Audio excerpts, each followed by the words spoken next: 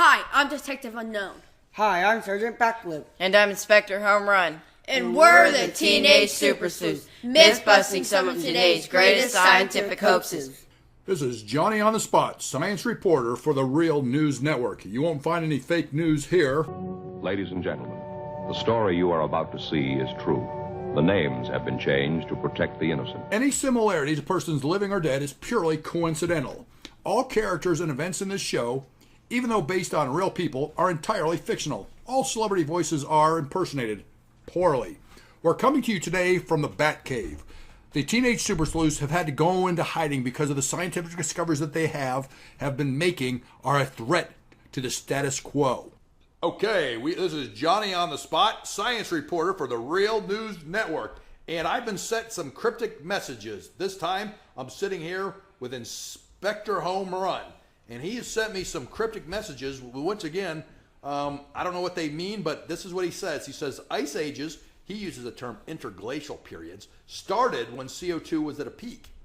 Ice ages, interglacial periods, end when CO2 was at a minimum. There is no defined mechanism by which CO2 would increase before temperatures to end an ice age or an interglacial, and there is no defined mechanism by which CO2 would decrease before temperatures to start an ice age or interglacial. Now, I don't know what any of this stuff means. I don't have the PhD that these guys do, but they thought this information was so important that they wanted me to look into it. So here we are, and Inspector Home Run here sent me a graphic. Now, is this what you sent me, Inspector Home Run? Yes. All right, and it looks to me like you got kind of a creative with your graphics here. And so what you're telling me is that warming periods start not when CO2 is going higher, but when CO2 is at the minimum? Yes. Is that right? If you see that... so this is right here is the lowest CO2? Yes. Okay, so you hit a record low CO2, and then temperatures increase? Yes. And you're telling me that there's no known mechanism by which CO2 would suddenly start to increase to drive warming? Yes. None at all. And then what you're telling me is that when temperatures reach a peak, like right here, that's when CO2 starts to fall. So temperatures reach a peak, right? When CO2 is reaching a peak, so that the record high CO2 does not support higher temperatures. It actually leads into a cooling period.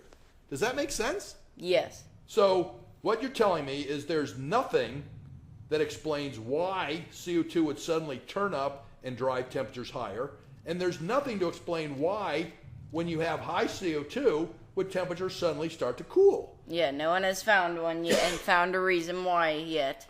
That's pretty fascinating, because isn't that the opposite of what Al Gore's telling us? Doesn't he tell us that high CO2 leads to higher temperatures? But what you're showing me here is that high CO2 leads to cooler temperatures. Yes, that is what Al Gore has never said. Huh.